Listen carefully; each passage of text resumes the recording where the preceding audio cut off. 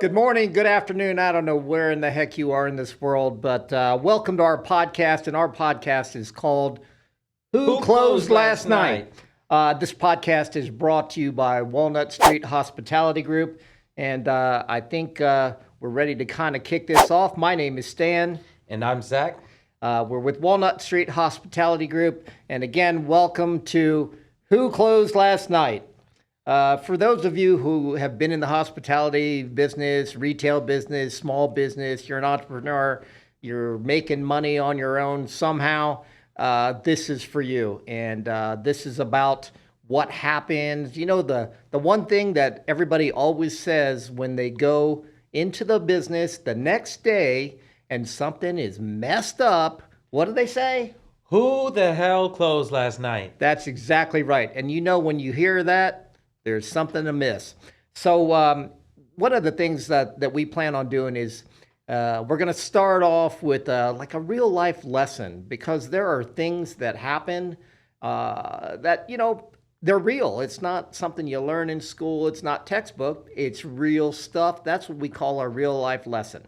After that, we're going to go to stories and tell you about our experiences with those items. And I think that's important because we're not just making this up. You can't make this stuff up, right? No, you can't make it up. It's real life, and it's the way we made through these obstacles, the lessons we learned, and how we got past it.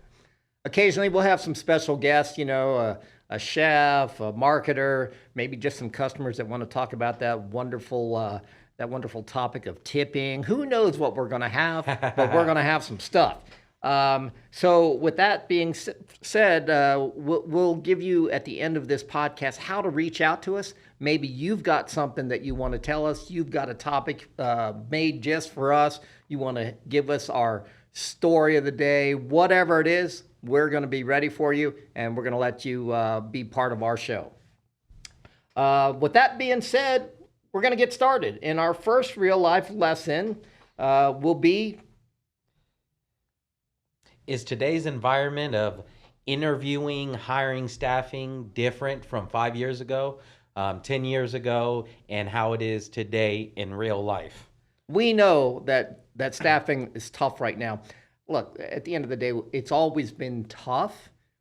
It's about a difference. And I think the difference is the workforce of today. Now, Absolutely. You know, some of us may think that, some of us don't want to say it, but we all have stories. But one of the things that we feel we've gotten pretty good at in our business is being able to interview. Absolutely. I think interviewing and whoever does the interviewing is one of the most important parts of your business. It's the gatekeeper to your success eventually, right?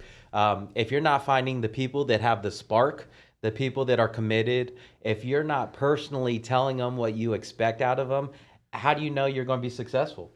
That's exactly right. I think the other thing of that is, you know, when you go in for an interview or when people come in to interview, right?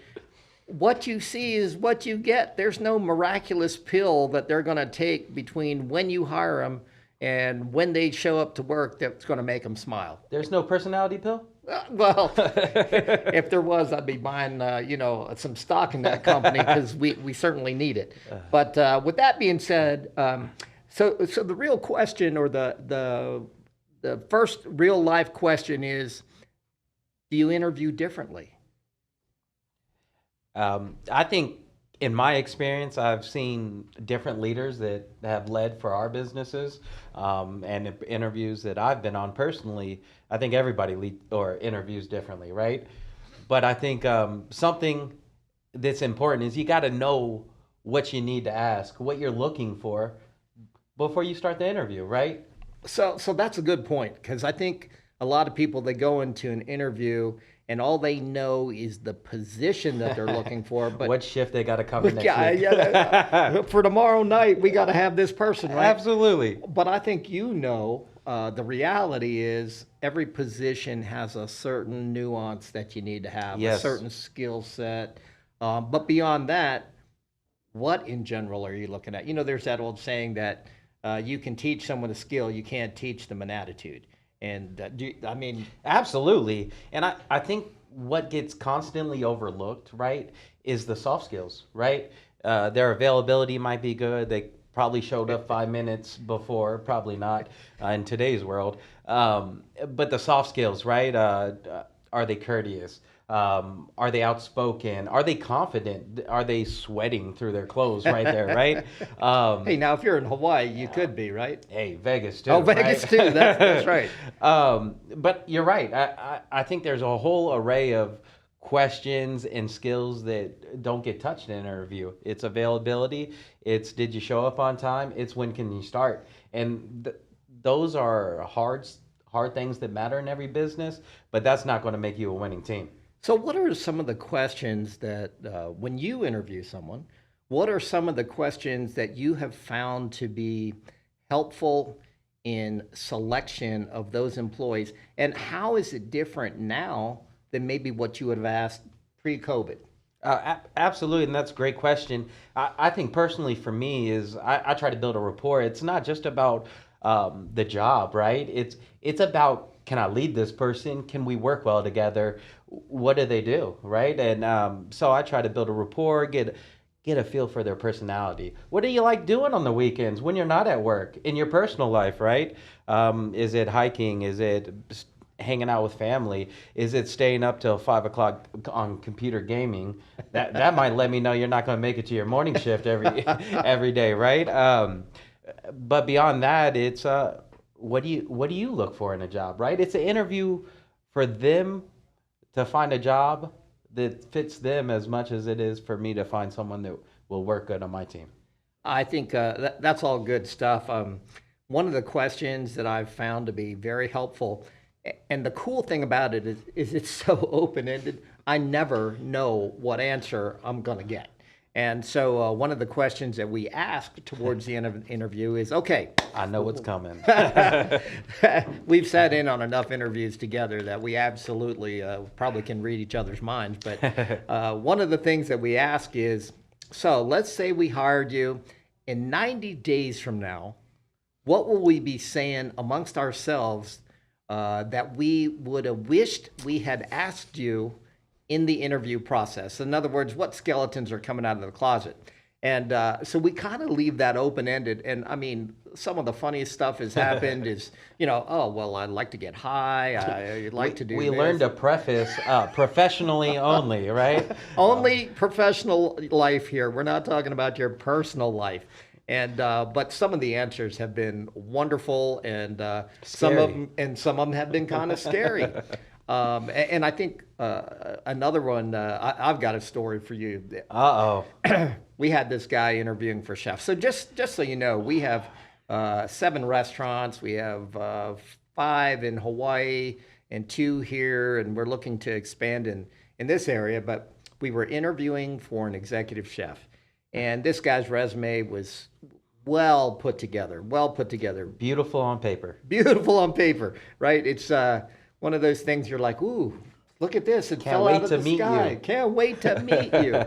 So he shows up and, well, it's always good to do a little research. With today's technology, you can't help yourself. You can't help yourself. Especially when you're intellectually curious. Yes. Right? Yes. You want to know who this person is, where they've been, and what they dabble in, right? That's exactly right. And I think, so Google, I bet anyone that interviews for a management position, I've Googled them, right? I've looked them up. Yes. I've tried to learn a little bit about them, anything from their work habits to where they've worked. Do they fit into what we're doing? And, I don't know. I think it's free and it's easy. Yeah. Can they help us be successful? Yeah. Can we help them be successful? That's right. And that's more important, right? Because if they're successful. Symbiotic relationship. Yes. So this guy, back to this story. He came in looking all, I don't want to say dapper, but looking all His hip. words were handsome and dapper. Handsome and dapper, his own words describing himself to us. Well, I'm like, okay. Confidence is there. Confidence is high on this dude. So anyway, we did that, and one of the things he said was, "Oh, I have a website." Yes, he did. Well, that wasn't quite true. He had a landing page. Well, yes, yes. But that's not what he said on his resume, No, right? no, no, no, no. I think he called himself the super chef, if I This, remember correctly. yes, and you know who we are talking about if you're listening. But we're not going down that road, right? But No. super chef, he said, Two books published. 2 books published. And so one of the things that On paper, he looked fantastic. fantastic. Excited to meet this guy. As we're trying to tell you, the interview is a very serious exchange of information. And I think one of the things that interviewees do is they try to, maybe not intentionally, but if they don't have an answer to your question, they talk in circles. They don't ever really answer your question. And this guy, we said, so tell us about these cookbooks. Oh, yes, I like this kind of food. It's this, it's that. It has these items in it. It's all from my past, my grandmother, my grandfather, my, whoever. And when we said, how many have you sold? That was a very low number. I don't know if it's even considered a number. It was 0. Well, so the point here in this guy is, and for all of you, is follow your question till you get the answer that you need. Absolutely. And we're not hating on this guy. I think he had confidence. I think he had the right plan to have a website, to have some recipe books. Those are all great things to have and impressive. But if it's not ready to be portrayed as finished, don't talk about it, right? Just That's a red flag. just shut up. Yeah. Yeah. So I think through all of this, the interview process in today's world is even more important than it used to be. And I'm an old timer, so back in my day, you could ask people any question that you wanted to ask them, right? Wow, that'd be nice. You can't do that anymore. You can't ask them how much they made. You can't ask them if they go to church on Sunday. You can't say is there any reason why you physically can't do this job? It's crazy, but you have to find ways around those questions to get to what you need out of that individual, or you're never going to be successful. And that's why the conversation piece is so important, right? You get the back and forth. They get to talking about what they liked about a job, what they didn't like about a job. It comes out that, hey, I was working 5 days a week. It was too much for me. I was climbing these stairs. And I know in my head, I got a couple flights of stairs, right? If I want somebody to last long, I've got to be actively listening and actively participating in that conversation to get to the answers of these questions that I'm not allowed asking anymore. Well, at least to get the perceived answer, right? Absolutely. Everything is about perception now. Yes, sir. I think the other thing we've learned is, and you never used to have to do this before, is you now have to confirm that they're going to show up for their interview. Oh my gosh. And 90% of them don't. Right? That's right. They're looking just to say, hey, I'm actively looking for a job. But I don't believe that everybody's really looking for a job. They're just trying to prove that they're checking off a mark for whatever kind of support they're getting. Ooh. Yeah, no, I shouldn't have said that. That was kind of edgy there. We're going to get some complaints. I've got another lesson from my personal experience that I think I've learned and been powerful, right? I used to get impressed with the person coming into the interview with a button-up shirt or a blouse, a tie, a suit, right? And not to say there aren't winners out there that care about how they look. Yes. But I will say that a lot of times, well, every time, that can't be the only reason. Just because they came up looking sharp, looking professional, fitting the part, right? That doesn't mean that they're going to be that person. They don't walk the walk. They just look the part. I think, so that takes us back to what are those things, the lesson. Yeah. What are the most important or the key things that you look at when you're interviewing? What is it that makes you say, yes, no, maybe so? What is it? Yeah. Give me 5. Top 5. Top 5. First one, personality, right? Are they smiling? Do they want to be here? Were they here on time, right? That encompasses what I want on my team, right? Okay. And you can't teach most of that, right? The second thing, if they have a good attitude, is what's their work experience? What are their work history? How long did they spend at a job, right? That's going to tell me if they're just bouncing around for another dime an hour going on to your neighbor, right? Because that means in 10 days when Indeed sends them an email saying they're going to get, 25 cents more, they're not even going to give me notice. They're going to leave. Right. And I've wasted time. I've wasted resources on them, right? And my team started to build a rapport. And it's always sad to see a new face leave. Yes. Right? So that's 2. I think 3 would be, what can they offer my team, right? What skills are they bringing with them to help us, right? And that's why it matters to know what you're looking for, right? Because what holes do I have that they could help me with? Right. Right? I like seeing training experience, right? Some level of responsibility. And when I ask about it, I like them to be excited. Oh, that was a good experience. I developed myself a lot. I felt like I grew there. That's why I enjoyed it, right? I think past that is reliability. How many times in the past year have you missed work and why, right? And life happens, right? Yeah, life does happen. So there's plenty of legitimate reasons. But you got to listen to the story, right? The story will tell you everything. Yes. Yes. And I think beyond that is, what are they trying to get out of the job, right? What do they want out of their next job? Where do they see themselves in the next year and then 5 years, right? Do they want to get some management experience? Do they want to develop? Are they just looking for a summer job? Yes. Right? And that allows me to plan into the future where I need to be looking, right? I might need a summer job person that might fix my hole, right? Or I might be looking for a long-term player, and this might just extend a runway that works out for both of us, or it just might not be a good fit. So something, well, I'm going to back up one step. There's one thing that I wouldn't say I look for, but it's a red flag.